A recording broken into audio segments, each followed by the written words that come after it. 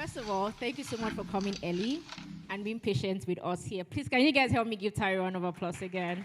Thank you. Thank you. I don't take your time for granted at all, so I really appreciate it. Absolutely. It's a pleasure to be here, and thanks for having me. Yeah, I've been looking forward to this for a long time. Awesome. You know, you're one of the OGs, so Oh, wow. we have to do this right. So because it's a live interview, I'm going to do my typical YouTube intro. Are you guys ready for me? I don't like this ginger. Are you guys ready for me? Wow, a little too much. Hi guys, my name is PC Timmy, and you're welcome to another episode of Founders Connect, but this time live. On Founders Connect, I have amazing conversations with entrepreneurs and operators in the African tech ecosystem, and we just learn about their journey to what they were building and learn a bit about the company as well. There isn't a lot of stories about founders and who they are specifically, not just how much money they are fundraising. As our Founders Connect, we're spotlighting these amazing stories. Now, with this episode live, I'm having a conversation with Tayo Biosu. He's the founder and CEO of Paga. He has been building Paga since 2009. So one of the pioneers in everything fintech as we know it today. So sit back, listen, watch, and have your comments ready at the end of this session. Hi again, Tyra. Hi, Peace. Thank you so much for having me. I've been looking forward to this event and to sitting with you. So let's go. Let's do it. Okay. First question. Describe yourself in 3 words. Wow. The way I like to think of myself as a very simple bushman, actually. Pushman. Right? Yeah, I'm a very simple person. I like them down to earth. And, I'm very curious and very passionate about making change in the world happen. And I think that's what motivates me, is that I want to know that, on my deathbed, I want to know that I did something that was of difference to the world. And that it would live beyond me, and that's like the big thing that drives me. I say I'm a bushman because even though English is my first language, there are many words I don't know. So when I hear these guys use big words, I'm like, what? So my favorite tool on my iPhone is the lookup. I literally highlight the word and I look up. That's a really good one. That's a really good way to learn. I do it all the time as well. All the time. Okay, so how did you? I almost went to ask how did you come about, but that's such a weird question. But really what I want to know is sort of like your background story. Like we know you now as Paga, but you were not always the founder of Paga. So what bush did you come from, for instance? What year were you born? But just give me a bit about your background story. So my late mom once sat me down and told me the story of how I came about. Which basically is that my father chased her for a year plus, really hitting on her, trying to I think back in those days there were no condoms, right? So I think frankly, a woman having sex is you're preparing to possibly get pregnant, right? Then she's like, oh yeah, I finally agreed, and I was really she had already 4 boys. She's like, I was really looking forward to a girl, and then you showed up. I was like, wow, thanks, Mom. She's like, but I love you. I'm the last of 5 boys, single parent family, and I think that really shaped me. My mom was an entrepreneur, and after she worked for government, she started many businesses on her own. In fact, when she came back to the house telling us she was resigning from the federal government, she was like, and we're living in VI at the time, she was like, and we're moving to Yanopaja, right? So for all of us, it was like, whoa, we're going to leave all our friends, all that kind of stuff. We'd grown up in 1004. But it was a really instrumental time in my life, spending several years living in Yanopaja and growing up, getting to see another part of Lagos and another part of livelihood that I had not experienced before. And I think those things actually really shaped me later. So when you say they really life. shaped you, how did they shape you? Yeah, I think I got to learn at a young age, because we moved when I was 10. I got to learn at a very young age being comfortable with what we have and not having a lot. And being comfortable with not being able to afford the generator that gives us light, and so we have to be in darkness, right? And we can only have light when there's NEPA, right? And still having a happy life, enjoying with my friends, going to friends' houses that had things more than I did. Right? I was actually I was talking with my friend this weekend this week, about how I play PlayStation a lot. And I was like, oh, wow, as a kid, I never had any of that stuff. I used to have to go to other people's houses to play. And until I could afford for myself, I never had any sort of device. And so I think that experience and my mom really helped us, instill in us that we have to work hard, and that we should also not look or think that where we are is defining of our future. Yeah. Right. That's a really great lesson. So what was school like? Now I know that you grew up in Yanpaja for a bit, but what schools did you go to, and what did you study as well? Yeah, so for primary school, I went to Corona VI and then to Bagada. And then I went to Nigerian Navy Secondary School in Ojo. Anyone from Navy Secondary School in the house? Anyone? No? Somebody right no, there. No one? All right, we got one. Awesome. And that was an experience. So I was in boarding school, and for the first year, I fought it. I mean, we were drilled. I was also in the cadet, so that was real building discipline. So I think that real built a lot of discipline. I mean, one of my funniest experiences in boarding school, I think it was maybe the second semester, I decided to, I was done with the boarding, and so I walked out with some of the day students, right? And I actually made it out. They didn't catch me. So I was really excited. I got on bus, I went back home, and when my mom got home, she was so mad. She whooped me. And then she packed me into the car, took me back. But get this, when we got towards the gate, before you get into the gate of the big estate where the school was, she told me to jump in the back and lay down flat. So she got to the gate and said she was going to see Mr. Laiwola, who's one of the house-masters. So they let her in. Then along the way, she stopped for me to come out and run back into my dorm room. So I go back into my dorm room, and then she went and asked for me so that they call me. So, I mean, like, without telling me anything, that taught me another lesson. What was that? That, she's going to punish me for doing something wrong, but she's got my back. She's also going to be there to protect me, right? And I really loved that. Oh, your mom sounds so sweet. Yeah, she was. Amazing. So I know that you started Paga when you moved back to Nigeria at some point. So I want to know where you moved from. So what was that journey to? Or I was somewhere living before, and then I came back to Nigeria, and then I started Paga. Yeah, so I left for the U.S. Probably right after, when the whole Babangida era ended and Abacha, etc. I left right around the beginning of people leaving, and I left by myself. My mom was able to give me $5,000, which is all she gave me, and worked my way through university, doing several jobs. I was a janitor. I was, I worked at a bank as a teller. I washed houses. I did several things. But anyways, when I finished university, I ended up working in consulting. I worked for a startup, first of all. That didn't work well. I got fired after 3 months. That was a real interesting experience for me. And then I went to consulting, did that for about 3 years, then business school. Then I went to work for Cisco in the acquisitions and venture team. Now, after about 3 years at Cisco, I was having the itch to do something entrepreneurial.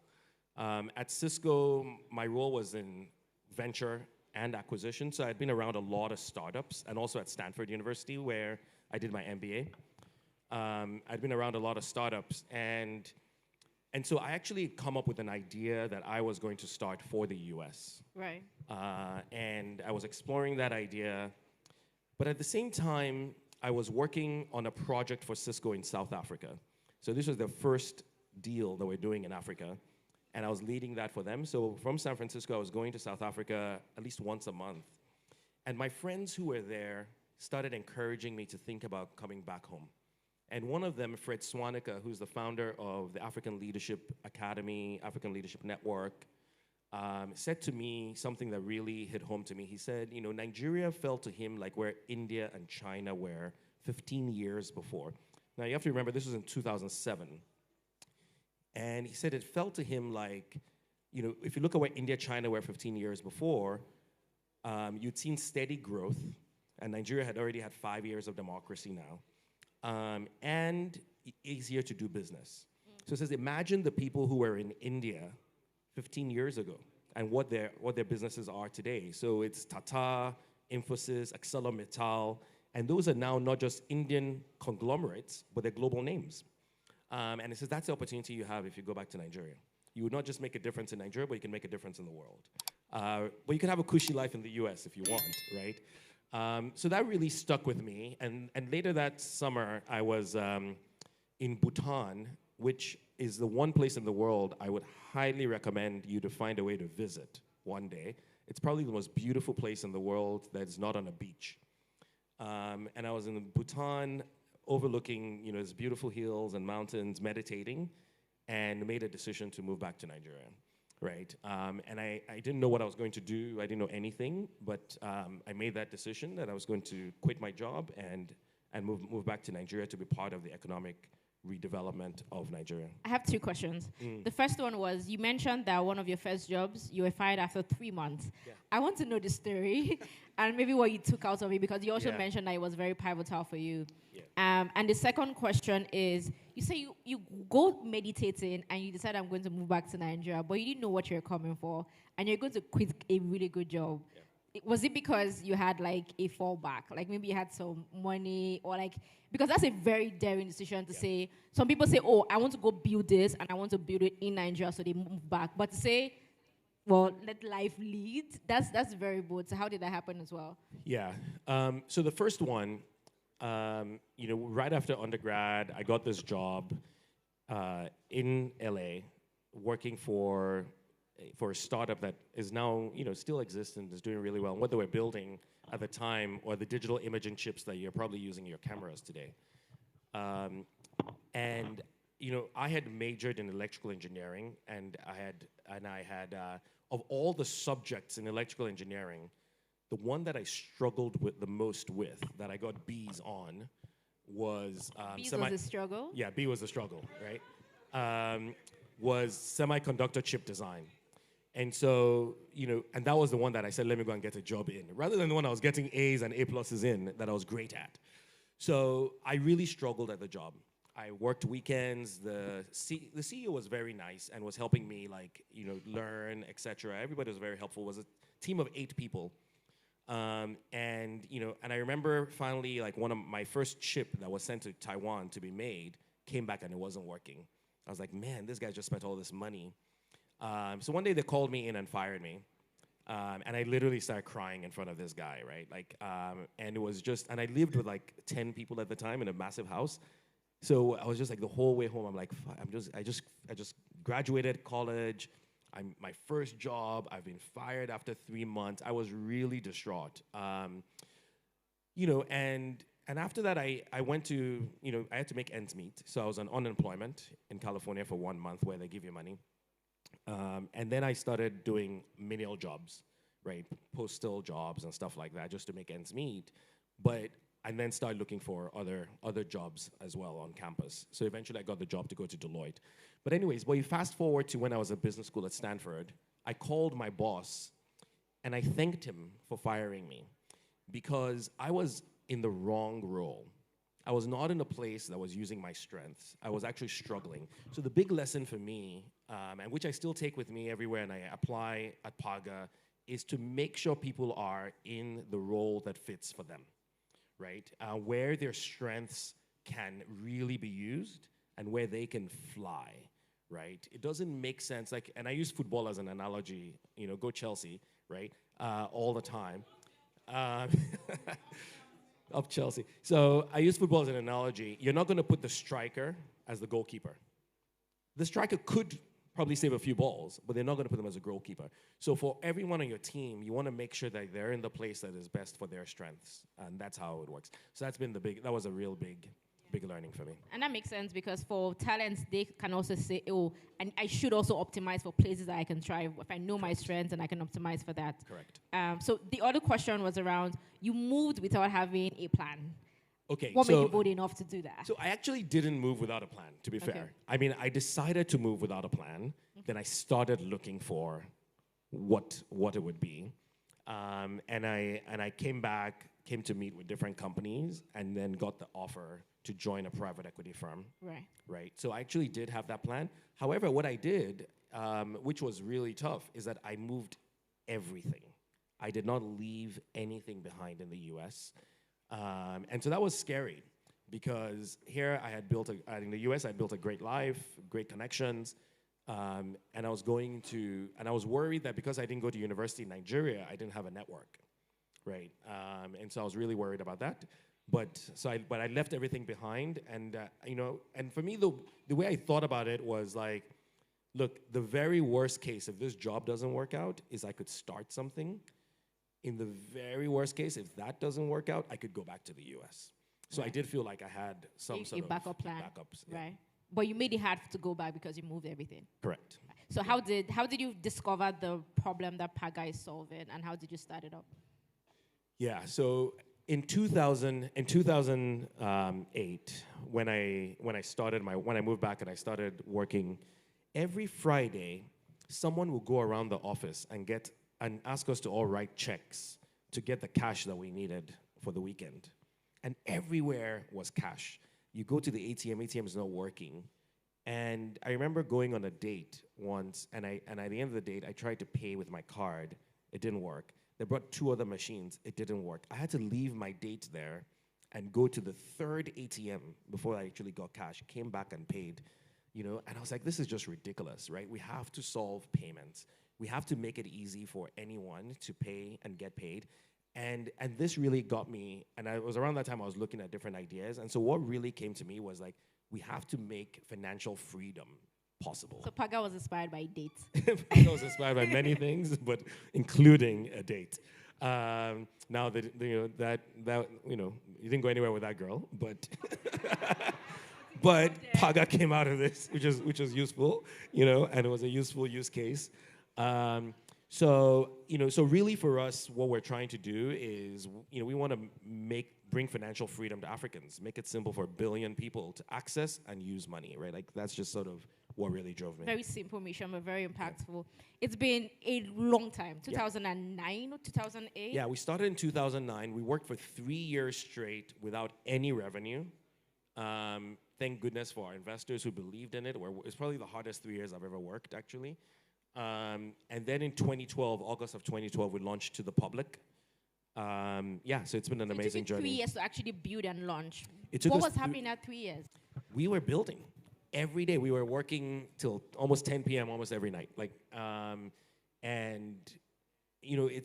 time flew by, to be honest. Because initially we were building in stealth, and then finally people sort of knew what we're doing.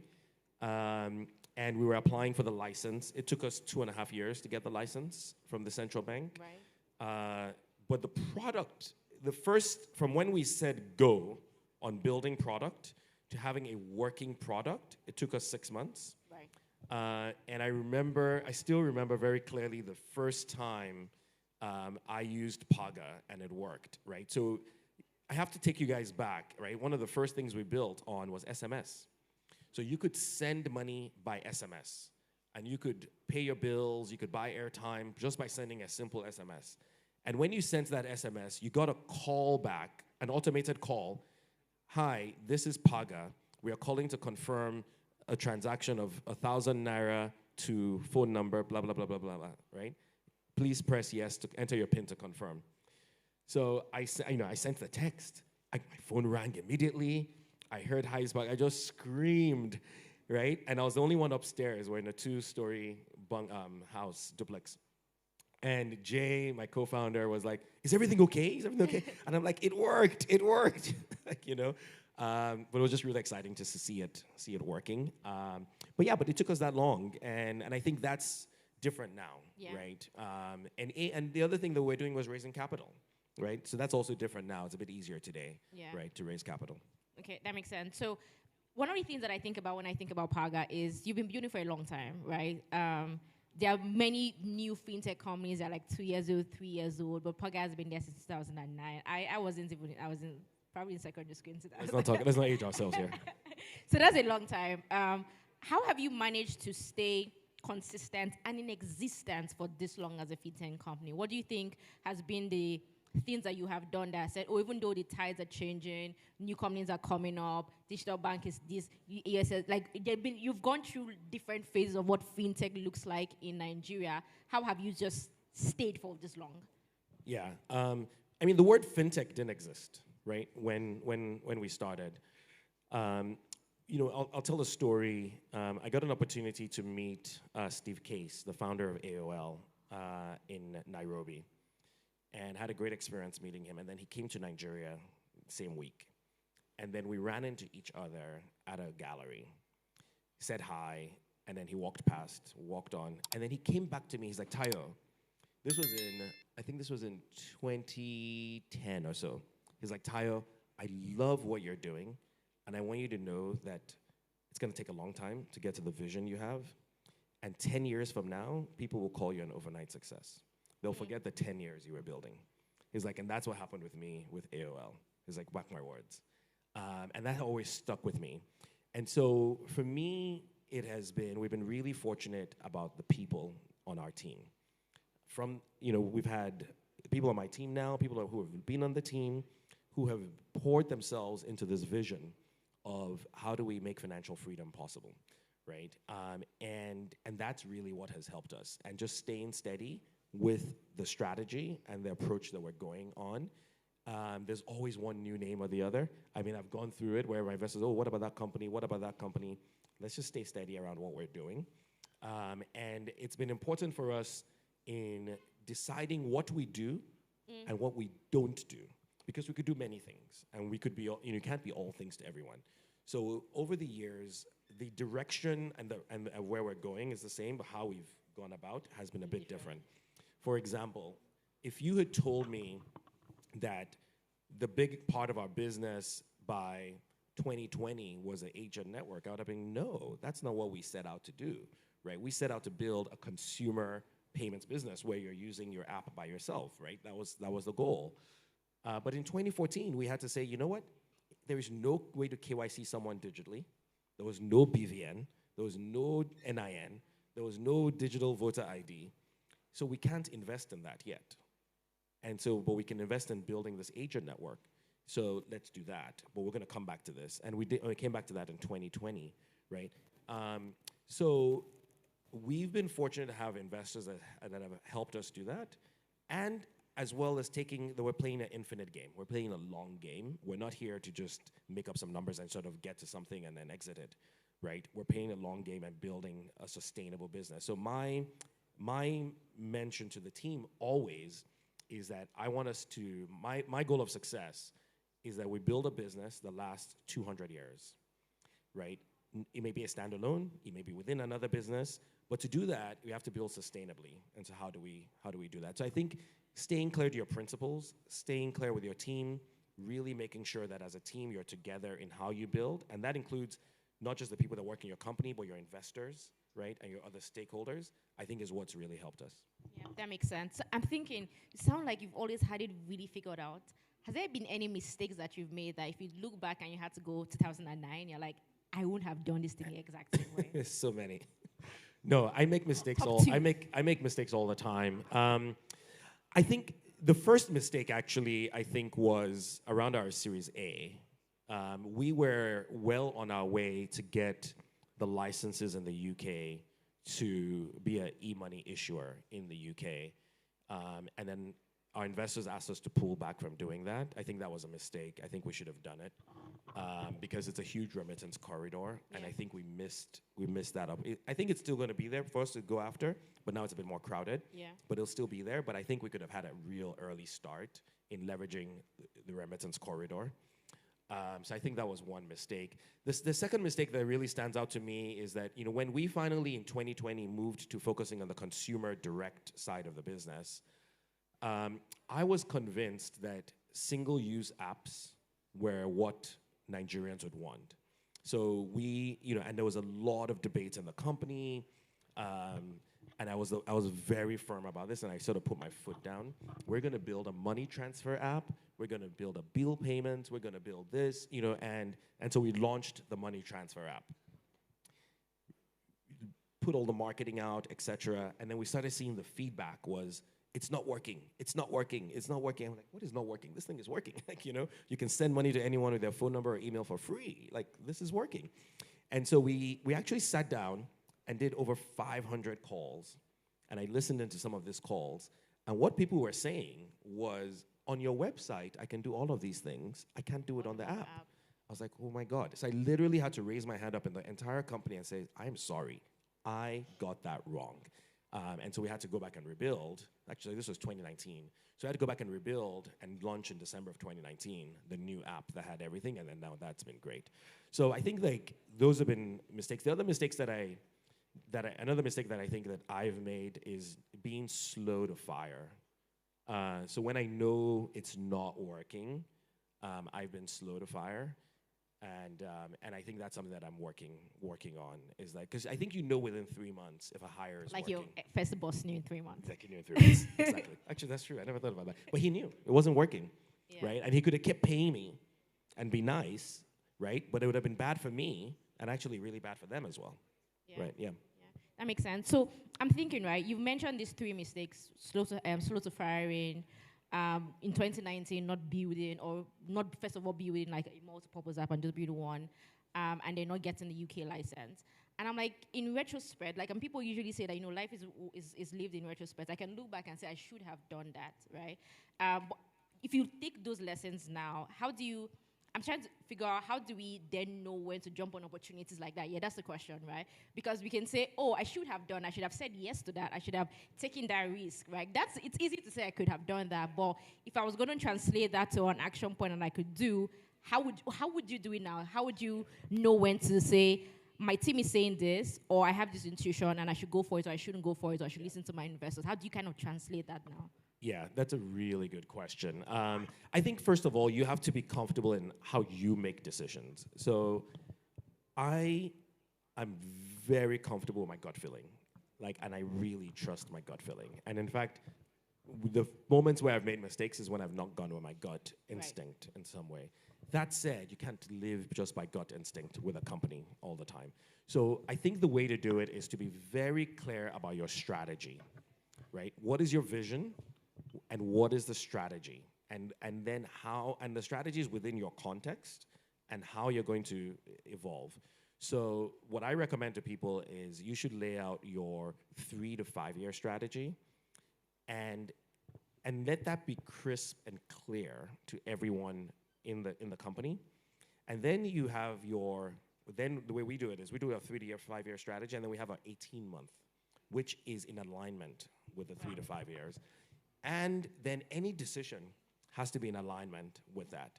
So I think it makes it easier to, even if so for example, like there's a decision that we just made that I think it's the right decision. I'm sort of okay, maybe I don't want to get that wrong. I think maybe is it too early? But everyone else around the room is like, we should do that now. Yeah. But it's very much aligned with the strategy, right?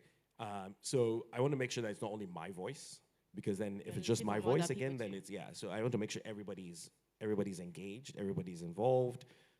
It doesn't mean that it's a consensus decision, because I could, ultimately, the way I look at it, everybody's vote comes to 49% or 50%. I have 51 or 49%. But you listen. But I listen, and then I go generally with the general. What would you say has been the biggest lesson you've learned from your experience being an entrepreneur? If you are not in this for the long game, don't do it. It is a lonely journey to be a founder. I mean, but there are lots of founders who are just oh raising my God. money now. No. It's a very lonely journey. And I think it's a lonely journey anywhere in the world, right? So I think you have to really ask the question. I really love that session around the operators, because, I think on one side, sometimes it's over-glamorized to be a founder. The reality is like Paga exists because of the hundreds of people in Paga today. It's not because of Tayo, right? Like they are the ones who make it happen every day. And it wouldn't exist if not for them. So I think it's important to also think about that. And if you look at some of the big tech companies in the world today, Microsoft, Cisco, Apple, Google, the people leading these companies were not founders necessarily. They're the ones who are operating, coming through in the business. So I think there's definitely a lot to be said about just building your skill, doing great work, and learning where you are. The first person that invested in Paga was my former boss. The second person was a former boss, right? And that gave a lot of confidence to other people who looked at it. They say, you worked with this guy, and you're putting your money. It really gave them a lot of confidence. Yeah, that makes sense. My next question was going to be, who are some of the people that made the biggest influences in your life? I assume your former bosses. Yeah. I assume your mom as well. But are there other people, or maybe Yeah. even books as well, that you say, because I came Yeah. across this person, or read this book, or heard Yeah. this thing, it has been one of the most pivotal things that has influenced how I live life? Yeah. Wow. A lot of people have really made a lot of influence to me. My mom certainly, and seeing her start so many businesses and sort of how she lived her life really influenced me. In terms of my former bosses, one of my former bosses, Hilton Romansky, was just a real big influence in my life.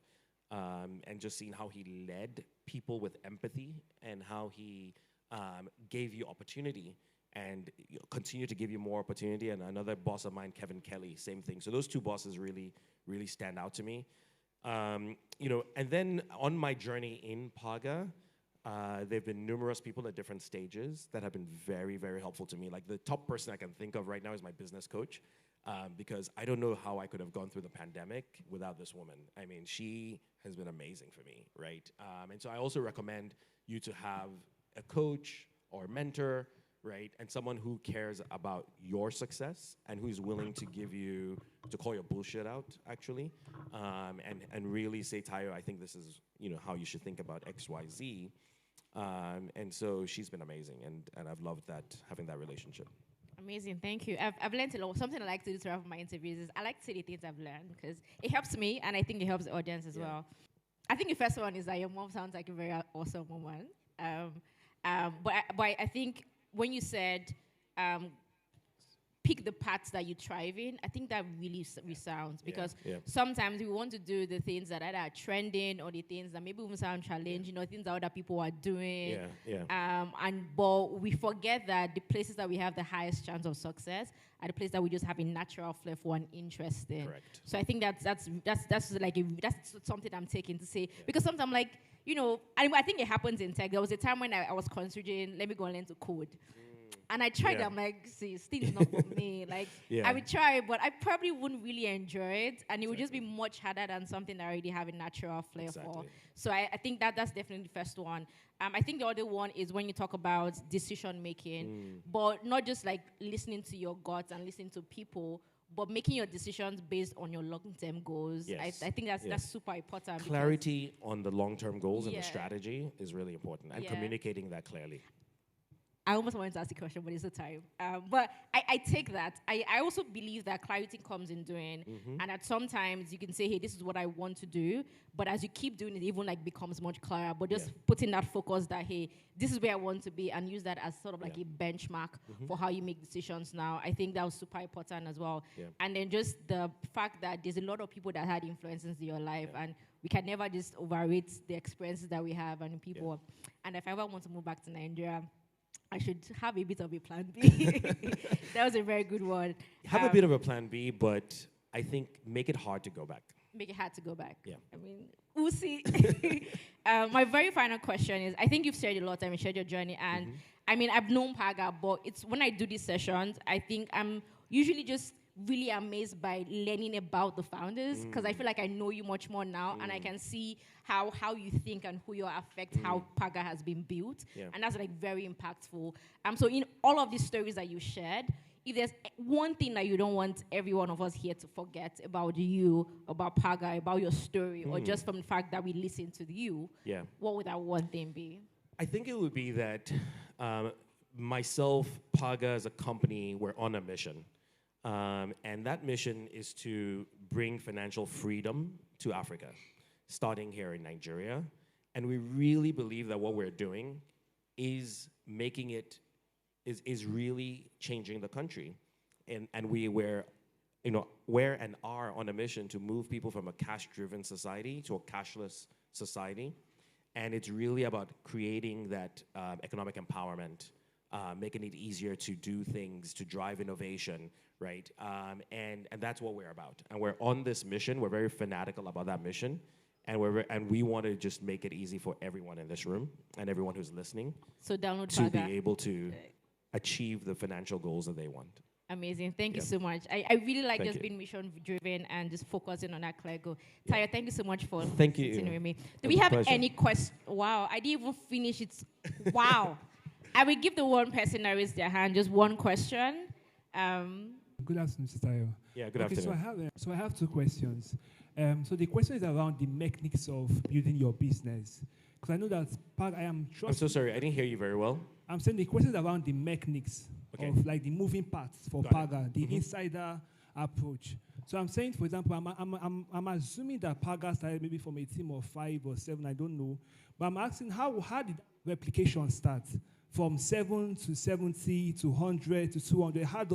What's the system around that? Then secondly, if you're replicating that fast, how is decision making? How do you grant autonomy to people that, okay, I don't have to do anything here. You guys just do it and roll with it. So does that mechanics around that? Great. That's a really good question because as you build your businesses, you have to think very carefully about this. When we got going, it was just me, right? Then the second person comes, the third person comes in, the fourth person, and we're still able to all meet in one room. Even when we were 20 in the company, we'll meet together and everything is clear to everyone, right? But then as you start getting to like too big to fit into a room, you can't do that. So you have to then start thinking about how you communicate internally and also how you give authority to other people to make decisions. Because if every decision is coming through you, then you're not going to move very fast, right? So I think as a founder, you have to start getting comfortable with dividing, and I think of it as divide and conquer, right? So if Jay is responsible for the agent network, yes, I want to know what's going on in the agent network, but I'm not the one making all the decisions around the agent network. I need to give him the autonomy. And I think in general, people want 3 things from any job. I think that first one is they want the autonomy to do good work. I think they want to, in no particular order, I think they want to work on something bigger than any one of us, right? People want to pour their lives into something they believe in, right? And then I think the third is they want to master their skills. I think this is true of anyone in any company and for all of us. So I think as a leader, if you focus on these 3 things for your team all the time, then you start really building the magic. And you get comfortable as well with other people making decisions. Now, the thing is, we all decide on things differently. So how do we align so that the decisions are, they may not be exactly the same, but they're within the line? I think it comes back to the clarity of your strategy. The clarity of strategy. So for example, we just came out of our retreat, and we're going as far as on one particular thing that we want to really change in the business, or really not change, but more like focus on in the business. We're going as far as defining a question. And this question is what we want anybody to ask themselves when they're making decisions. And if you can answer that question in a way that you're comfortable with, then we think you will make probably the right decision, right? So I think you just have to think of the mechanics that you use for decision making, but you have to empower people. There's no other way. I think if it's just like with, I use this example just as a way to think about it, is that if you tell someone, I only expect this of you, that's what you're going to get. If you tell them you expect this of them, that's what you're going to get, right? So people move to what you expect of them as well. Yeah. Thank you so much. A round of applause for Tayo, please.